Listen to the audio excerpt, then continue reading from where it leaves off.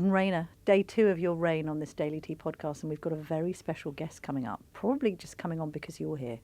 We certainly do. It's somebody who used to be the Prime Minister. It's Liz Truss. And she's back in the headlines, isn't she? Because once again, Trussonomics, her own economic legacy, the catastrophic mini-budget has been attacked by Rachel Reeves and Labour, and frankly, lots of other people. Yeah. Is it all her fault or not? That's what we decided to ask her. Welcome to the Daily Tea with me, Camilla. And me, Gordon Rayner. Liz Truss, before we begin, we do like to ask our very special guests how they take their tea from the big yellow teapot, but you are not necessarily a tea drinker. If I drink tea, I drink it black. Ah! But I prefer coffee. See, I'm with you entirely. I can't have any hot drinks when we do this podcast. I don't drink tea ever. Which is odd, if It's you don't not. mind me saying, Gordon Rayner. Would it suffice to just give you some black tea at this I'll stage? go with a black Are tea. you going to be if all right that's with what's that? on offer. That's Yeah, what's I'll on. have It's that, English yeah. breakfast black tea. We have had a debate about Tom Tugendhat serving Earl Grey as a default, which we think is wrong. I feel Your like we've thoughts? failed before we've even started.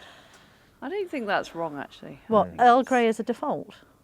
I mean, it's okay. I mean, it's not. Okay, so we know how you take it, which is I think we need to change this to the daily cafetiere. We did also debate biscuits, didn't we, before? Isn't coffee the most popular drink in Britain? Is it? Yeah, it's more popular than Well, tea. you should It's know. I'm overtaken. sure you've- It's I'm- overtaken tea. I'm sure you've had various Gordon, bits, why of, have you bits also of research now put in mentioned, front of you about that. why have you mentioned biscuits when we don't actually have any? Well, because we decided What in if the Liz end... had said, yeah, I'd love a bourbon, and we'd gone, oh, sorry. Because we decided in the end, I think, that we didn't want to embarrass Liz if she said, actually, I don't want a biscuit, and then she might have seemed anti-biscuit. I am anti-biscuit, by the Well, way. there you go. Are I you? am anti-biscuit, I'm afraid. I don't. Are you pro-cake? I'm pro-cake. Are you pro-cake and eating it? Definitely. And also, I guess there's no cake on offer either, is there? sorry, we've done really badly. What we are going to ask you, which is a nice little opening question, is who is your ideal tea/coffee companion? Can't choose family, but you can choose a figure from history, alive or dead. It's quite hard, isn't it? difficult. That is Let's quite all have a little difficult. think. Give. It's an easier question than what's the naughtiest thing you've ever done. So I think That is- you've got off quite lightly. I'm thinking about it myself. You're going to say Alan Shearer, aren't you? I'm going to go for Jacob Rees-Mogg. Really? Yes. How come? Well, you know, if you picture a kind of 19th century coffee house, who do you picture in it but Jacob Rees-Mogg? Yeah. Yeah. Holding court. Yeah. In a top hat. Are you quite good friends with Jacob Rees-Mogg? I do like Jacob, yes. Yeah. Have you spoken since the election? I have, yes. Have you consoled each other? I wouldn't use the word consolation. What have you said? What have you said out of interest? I wouldn't use the word consolation. I would... Commiseration. No, I wouldn't use that word either. I think we've been talking about how do we promote the ideas we believe in. Ah. I don't think either of us have given up. Okay. Interesting. I think we'll come on to that, won't we? We will come on. I'm sort of spying some kind of Cincinnatus-style comeback here. But let's grasp the nettle, because yesterday again we have Rachel Reeves, a new Chancellor, sort of trying to trash your economic legacy, talking about catastrophic mini-budgets. You've already complained about being name-checked in the King's speech by civil servants. You know, all of the ire about what's gone wrong with Britain's finances seems to be directed at you, Liz Truss. And how does that make you feel? Well, in May this year, the Bank of England produced a report which analysed what happened in September 2022. And their report shows that 2/3 of the spike in gilt rates was the result of the LDI crisis. Now, these are the particular type of investments pension funds made. Do you want to explain what LDIs are and why they're So, important? 'Cause a lot They're of a thing people called won't know. liability-driven investments. Yeah. And what they are, they were a product that the Bank of England and the pensions regulator encouraged pension funds to invest in, because there were lots of regulations stopping them investing in equities. They needed to make a return in order to pay out the pensions. So they invested in this type of product that was very, very susceptible to changes in interest rates. So essentially, they bet on a low interest rate world. Even though everybody knew interest rates were going to go up. Yeah. They've So been they were compared to caught subprime short. mortgages, haven't they? Correct. Yeah. Correct. It was similar to what happened in 2008. So these products were very, very exposed to changes in interest rates. So when, as was likely to happen, interest rates were going up around the world, they were caught short. There was essentially a sort of fire sale, and that's what created the problems in the market. Now, the fact that we are talking about this is a very difficult issue to explain. And frankly, when I was Prime Minister, I'd never heard of LDIs. Yeah. Yeah. But what happened, and this was the Monday after the mini budget, what happened was we saw these massive changes in the market. We were then briefed, and this is me and Kwasi Kwarteng, the Chancellor, we were briefed on the LDIs, and that's when the Bank of England had to take action. And I just think it's completely disingenuous of Rachel Reeves, and frankly quite a number of people on the Conservative side, not even to talk about this. So, Yeah.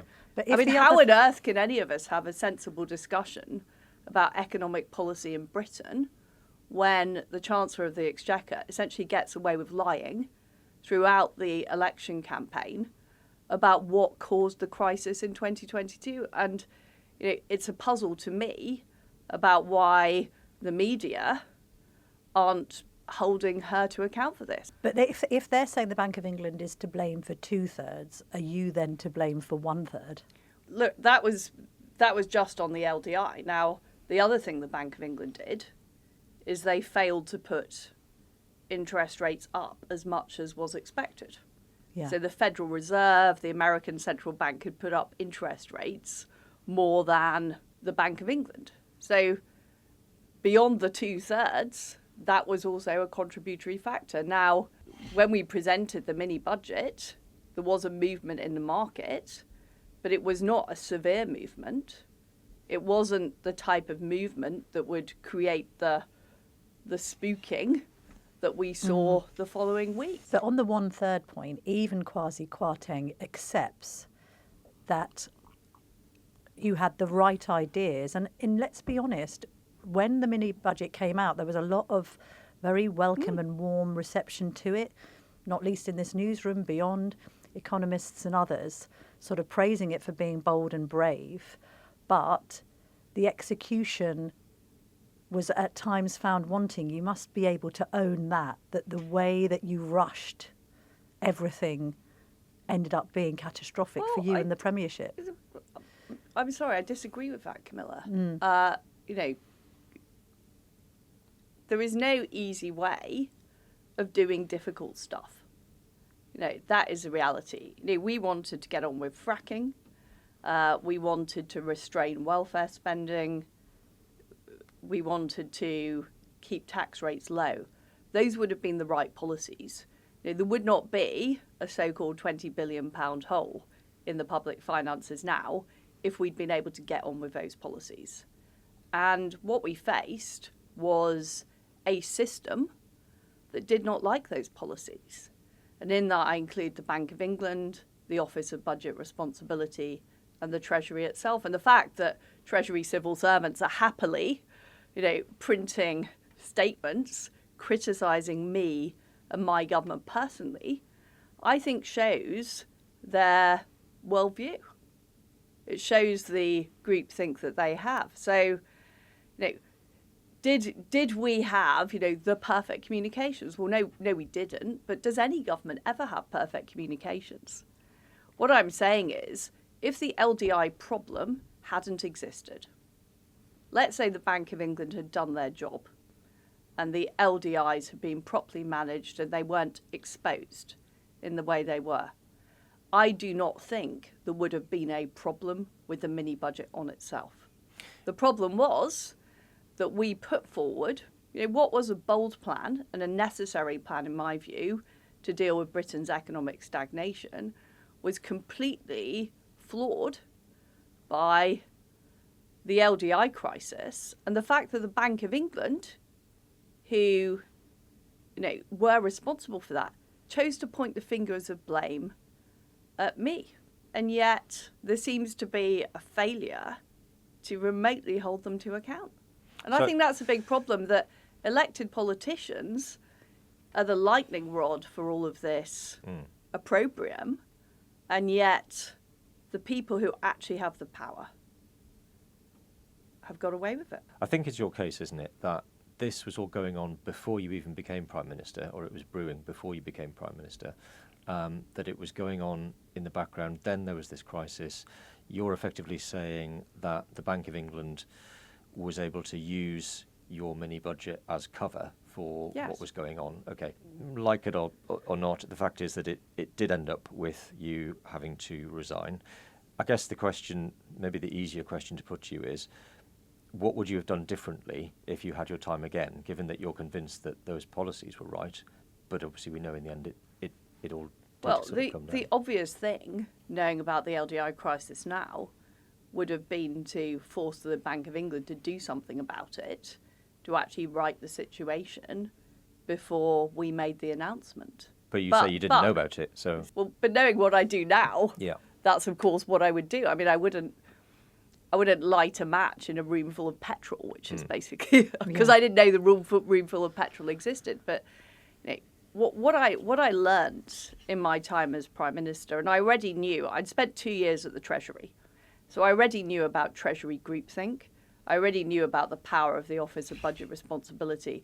I already knew that the Bank of England was completely unaccountable for monetary policy.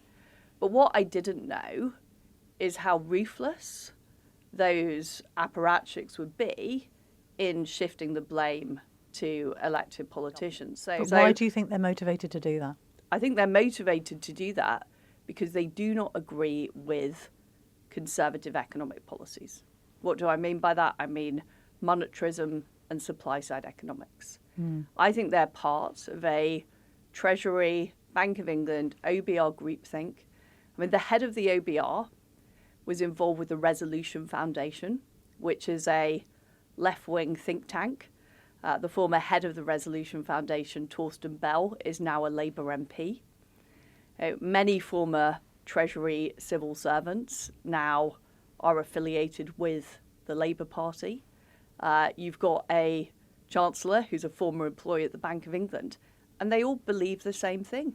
I think that trying to implement those policies with those institutions in place as they are now, with the people in those institutions there, was a pretty difficult task, Gordon.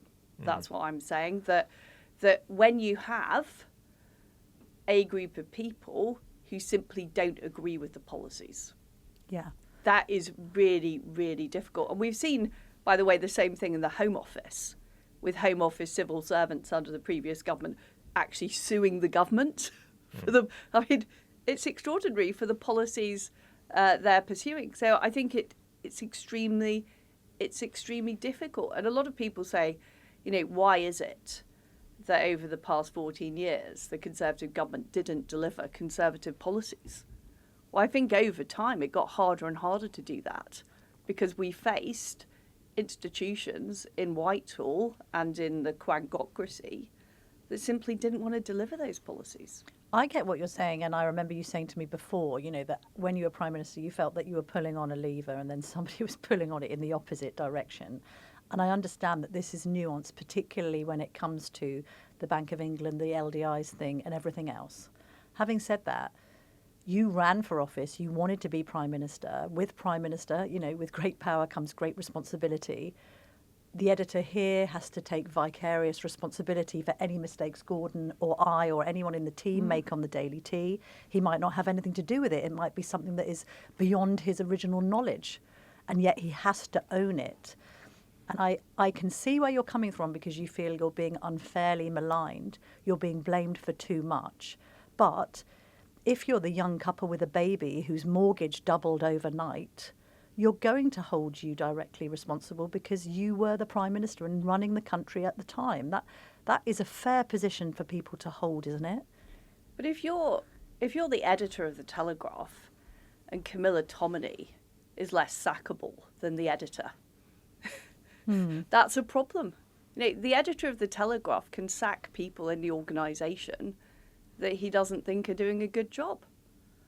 Well, that then was not the position. And well, why did you resign then? Because if you felt that you had been unfairly maligned and that events had conspired against you, you were Prime Minister and running the country, you could have said, right, heads need to roll over this LDIs thing. Who's officiated over this? Why is Andrew Bailey still in his job?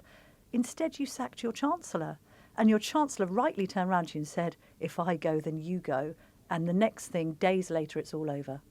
Well, I do explain this all in my book, I know. 10 Years to Save the West, Good Camilla, pluggage. which is Good available at all good bookshops.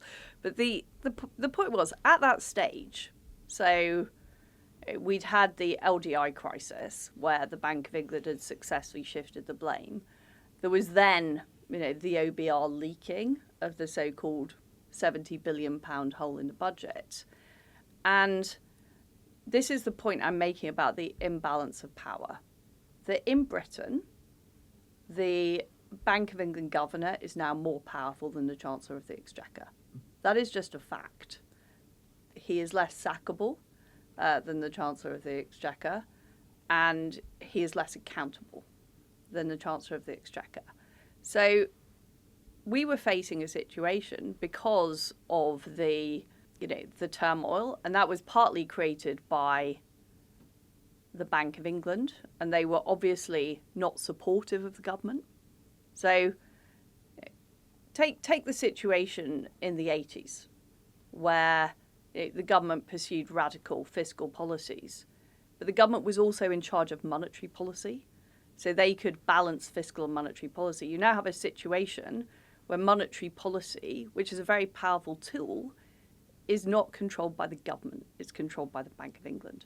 So the difficulty I had was that I knew, and I was directly threatened with this, there could potentially be a meltdown in terms of the government not being able to fund its own debt if we didn't change policy. And I couldn't risk that, Camilla. I could not risk the idea of the British government not being able to fund itself. And that was more important to me than me keeping my job. Yeah. So the fact is that, powerful people, including the governor of the Bank of England, undermined me. And including members of my own party also undermined me. So my position became untenable. And for the good of the country, I had to remove myself from office. But that doesn't mean that I think they were right to do that.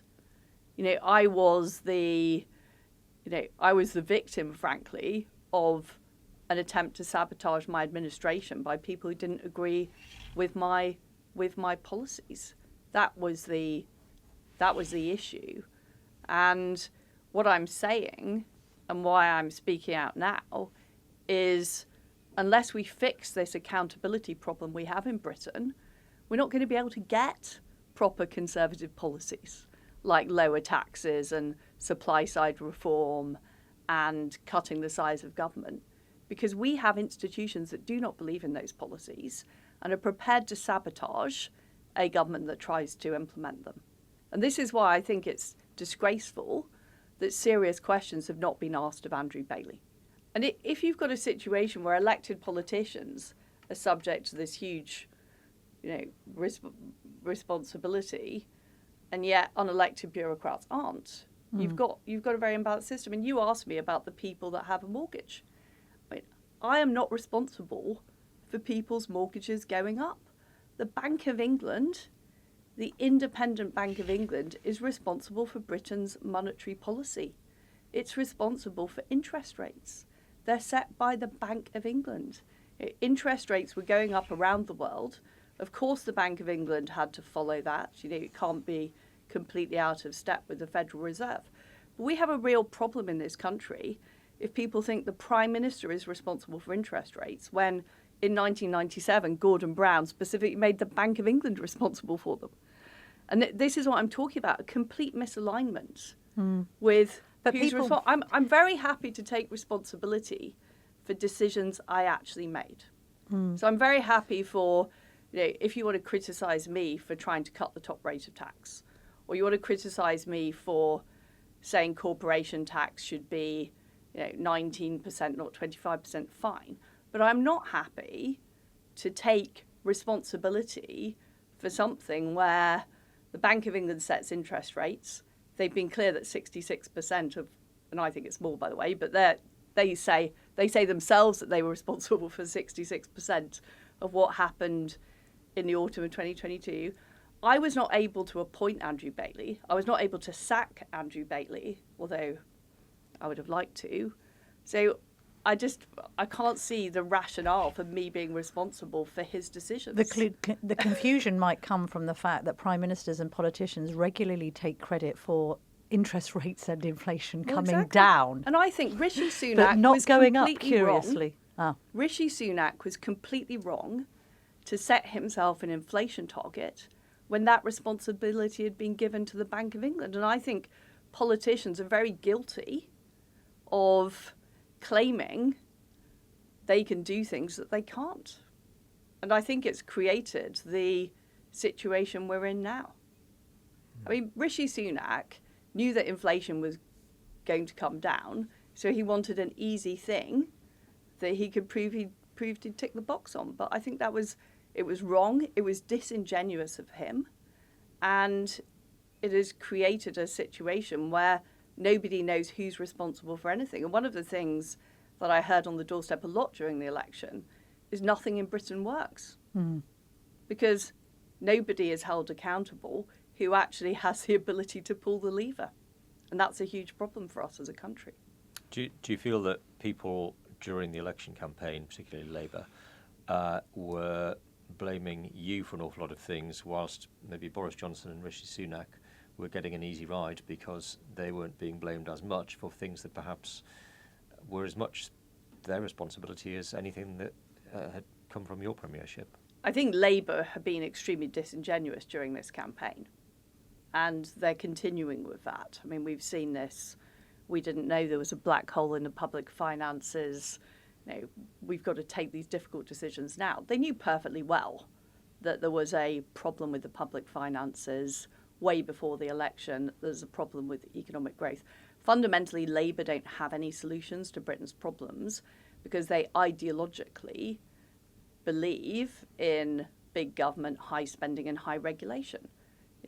That's what's created Britain's economic stagnation, and that started with Cameron and Osborne when they failed to change the Blair legacy, when they failed to do things like make the Bank of England more accountable, when they failed to really change the shape of the state.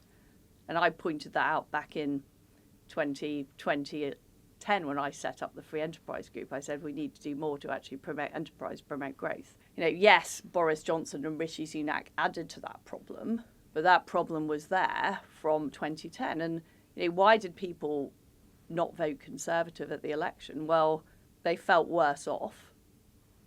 And they also saw that we hadn't sorted out basic issues like immigration, the state of public services. And my view is that Tony Blair, through things like the Human Rights Act, the Climate Change Act, the Equality Act, set in train Britain's economic stagnation and our cultural decline, and we just didn't do enough to change it back. We left too much of the Blairite legacy in place.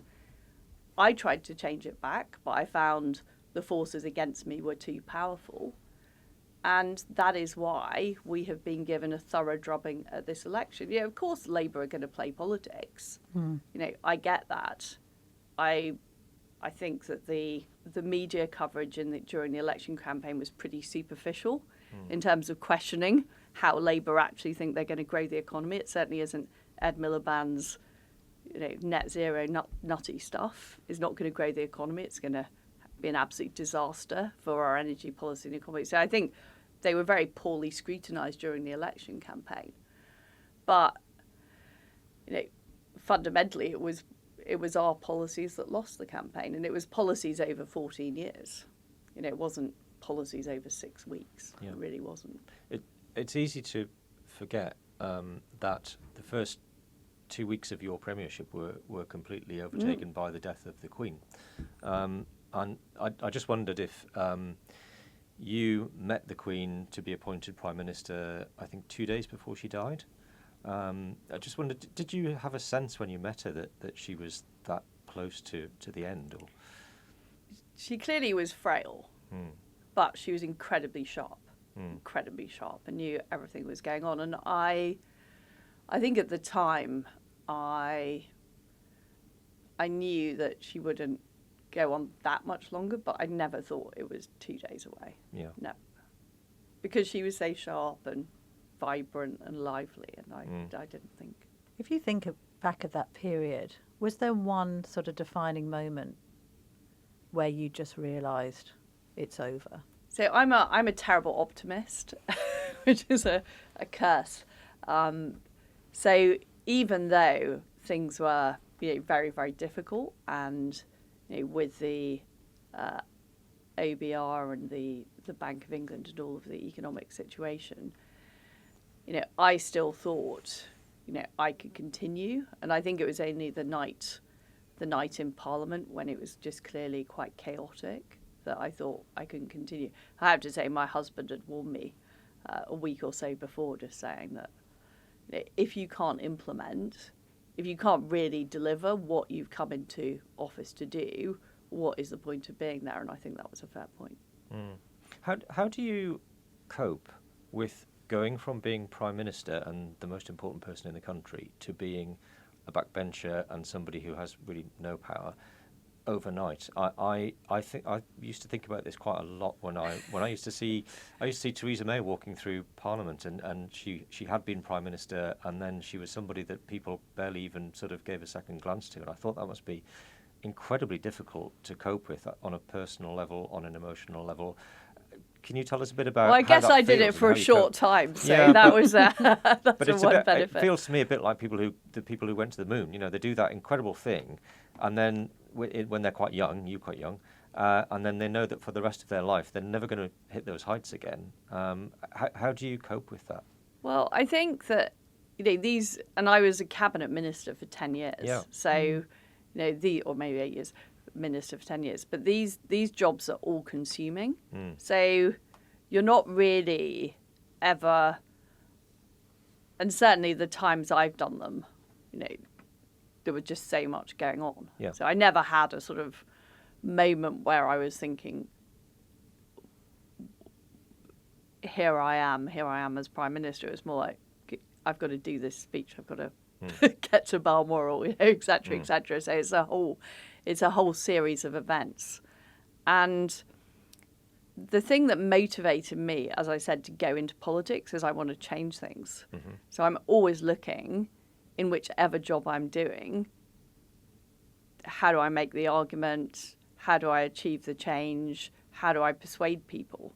And that continues. So yes, I'm not in that exalted position, but as I've talked about, the position of Prime Minister is not an all-powerful position.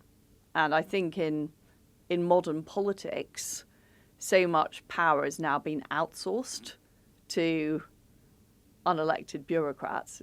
It's a huge problem. That it's not what it appears to be from the outside, I would say. But then when the power was vested in your constituents in South West Norfolk, they said no. I mean, was it more hurtful to lose your seat than it was to lose the Premiership? No. Why not? Because the losing the Premiership was more about, the thing that frustrates me about it and still does is I believe what I was trying to do were the right policies for the country. And we now have a situation where shoppers are fleeing to Paris and Milan because we're not doing duty-free VAT. We've got companies relocating to Ireland because of the high corporation tax. We've got high energy prices because we're not doing fracking. So I was deeply frustrated that Conservative members of Parliament did not back me to do the necessary change that, first of all, would have improved the lives of people across the country, but also would have meant a better result at the general election. That's what I said back in 2022. I said if we don't seriously change our trajectory as a party, we're going to be crushed at the election. And I knew that that was a difficult thing to do. And I said it was a difficult thing to do all the way through the hustings. And I said that when I was Prime Minister, it's going to be tough. It's going to be difficult. And the parliamentary party, with a few, with some notable exceptions, didn't back those plans enough. And as a result, we've been annihilated at the election. And that's that happened to me. It happened to lots of fantastic colleagues. We were talking about Jacob earlier or Simon Clarke. Lots of people got annihilated. Were you expecting that, though? No. When did you find out? Sort of about 5 a.m. And why were you delayed on stage? Were you sort of coming to terms with it? So I was in McDonald's What? in King's Lynn. So all politics is full of these prosaic stories, isn't it? But I was with my husband and daughter, and we'd been kind of told that we'd get half an hour's notice to get to the count. Right. So I didn't particularly want to sort of hang around at the count. There were various dubious journalists from the BBC there, so I thought I don't really want to spend my time. You did speak to one afterwards, but carry I did on with the anyway. McDonald story. And so then suddenly we got a call that the result's going to be in 10 minutes. So What the were you McDonald's, eating at the time? Well, my daughter was having one of those hash browns. I think I was just having water. Oh, you I didn't didn't have any really. food? I didn't feel very hungry at 5 a.m. So we got on the road to the count, and it was only about 7 minutes drive from McDonald's to the King's Lynn Leisure Centre. But unfortunately, just at that moment, we were approaching a railway line, and the level crossing came down. So, so I was very, very stressed because I knew that the result was kind of being read out. Oh, And no. just at that moment, the crossing came down. I just thought, this is classic. But did you not know at that point whether you'd won or lost? I knew I'd lost. You do know. So I knew. So it went in the evening from, oh yeah, it's all looking good, to, oh, it's not looking so good. The minute anybody who's at the count tells you it's not looking good, you know you've lost. I have lost an election before, so I fought Calder Valley in 2005, and I lost that by 1,300 votes. So I know what it feels like, and so yeah, I was pretty sure I'd lost. I didn't know by how much. You didn't. I just, at that point, I was just worried about not even being at my own count, which would have been a problem. I just couldn't believe the level crossing went down. No. I have suffered from a series of unlucky events, Okay. I think it's fair to say. You didn't do a speech, I think, did you, on the night? Was there a reason for that? At the count at King's Lynn, only the winner ever does a speech. Is that unique to King's Lynn? Well, I don't know. No other count have I been at where, as I say, I did Calder Valley, but I didn't give a speech there, I don't think. So no other person does a speech. Okay. And I kind of looked to returning officers to see if they wanted, but he motioned me to get off the stage. So I Okay. thought, I'm not going to intervene here and sort of make a massive... Literally and metaphorically. And were you upset? I mean, were there any tears or anything? Or I was just incredibly tired. I mean, I think the result was about 7 a.m. So I was incredibly tired, and was I upset? I obviously wasn't happy to lose. You mentioned that you were in McDonald's with your daughters or daughter. Was it difficult for you as a family going through that whole experience of, particularly when you were Prime Minister and then when everyone was blaming you for everything? Has that been tough I tell for them them? not to read any newspapers. But Do they even get- stuff do like they the get letter. briefed on They've been it? sneaking looks at things like the Telegraph. I tell them, do not read these. Do Well, not read no, but these. even might have been quite encouraged by the coverage of the Telegraph at the time. But things like the lettuce. Do you think that upset the girls? Well, I just tell them not to read it. I mean, there's nothing else I can do. Did that upset you? Do you think that was? Well, I just think it's puerile. I mean, I think the problem we've got as a country with our institutions, the issue we've got, the fact that the Bank of England say themselves they're responsible for this crisis, but nobody is bothered about that. And to reduce it down to some stupid, meme or whatever is just, it doesn't just diminish, me personally. It diminishes politics and politicians. And I think it's pathetic. Okay. I don't know what else to say, really. Okay. We were wondering about Nigel Farage, because we know that you're good friends with him. You were at his 60th birthday party, and one of the questions that will come up, obviously, in the Tory leadership election is whether the Tories should maybe consider reaching out to Reform, merging with Reform, whether Farage should one day be leader.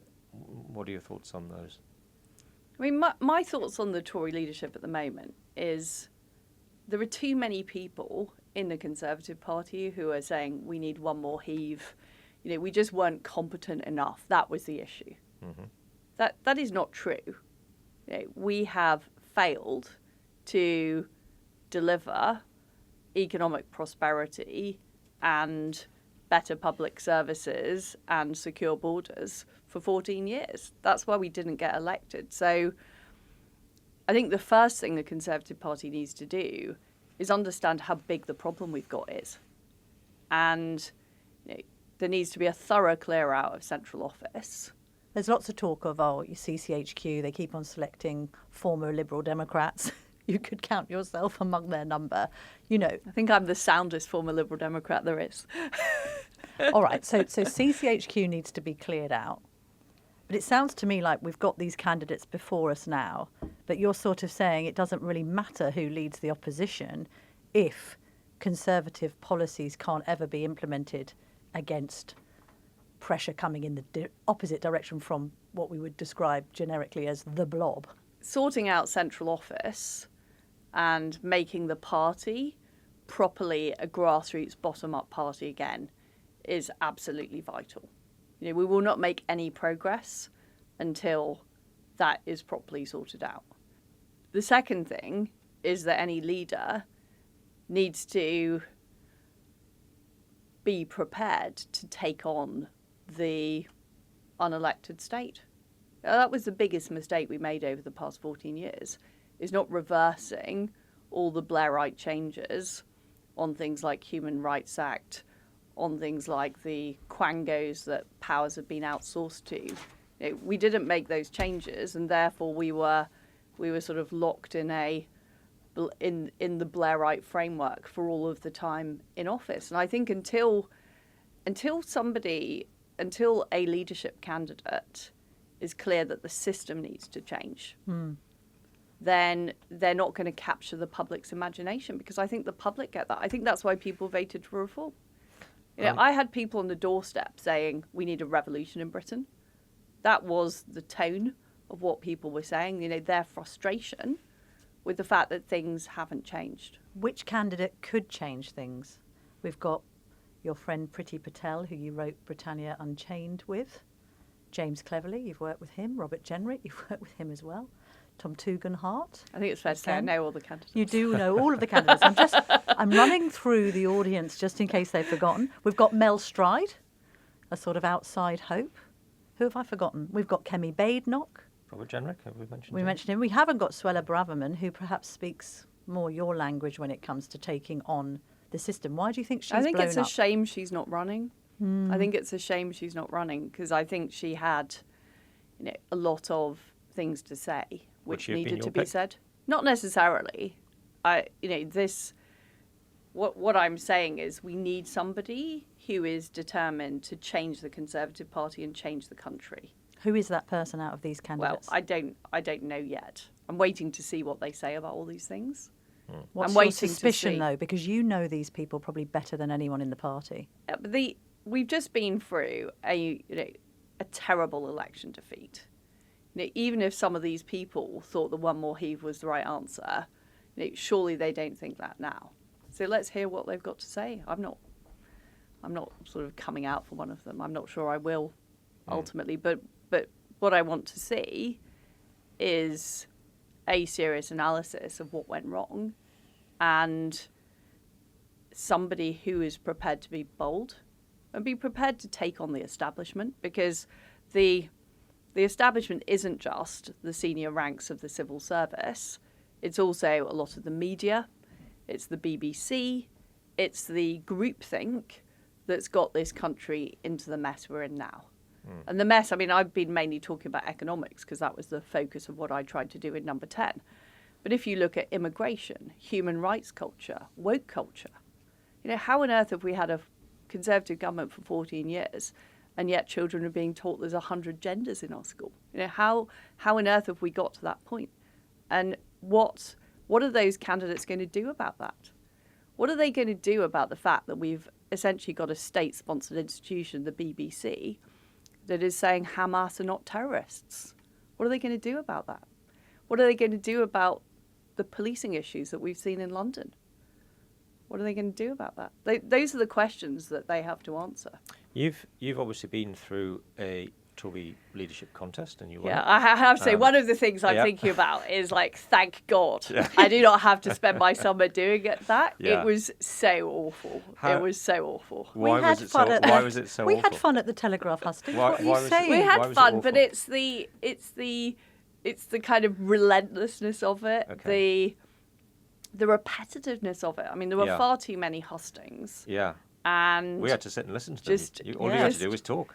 You say that, but it's kind of stressful. It's painful. I don't actually like the sort of blue on blue stuff at all. It's painful being attacked by your own colleagues all the time. Yeah. And it's not a great lifestyle. It's not a great lifestyle being sort of not even knowing where you are. It reminds me of, the ABBA Super Trooper song when I called you last night from Glasgow. It's sort of like, where am I? God, this dreadful fear that you might say something about Yorkshire when you're actually in Lancashire, or When you keep on saying about these Conservative colleagues who didn't support you, yes, who have you got foremost in your mind? Are you talking about Rishi Sunak? Well, yes, he's one of them. I mean, Michael Gove, various others. There's a whole group of people in the Conservative Party who lionise organisations like the Office of Budget Responsibility when they've failed. And these are the people who are saying the party needs to move to the centre. I mean, anybody who's written an article in the last 3 weeks saying the party has moved to the centre needs to move to the centre are the people I'm talking about. We've clearly, I lost my seat because of reform. And many Conservative colleagues lost because of reform. It was because we weren't actually being conservative that we lost, not because we've been too right-wing. I mean, how on earth can you say we've been too right-wing when we've got the highest taxes for 80 years, the highest immigration for 40 years, the woke nonsense going on our schools, net zero plans that Ed Miliband created in 2008 and have just been tightened up since? I don't understand how that is right wing. Just to go back to the leadership and this contest, given that your experience of going through this, how do you see this leadership contest playing out? Because I think there's the bookies that came in Knocker already won it, but there are always twists and turns in these things. I just keep thinking about not envying these candidates having to go from now till November. Yeah, because it's an even longer timetable. Is it too long? Yes, definitely. It's definitely too long. Yeah. What next? I mean, I don't understand what could be exposed by November that couldn't be exposed by October. I don't understand what that's going to achieve. What next for you? You've been out to America post the assassination attempt. Did you meet with Donald Trump? I didn't know.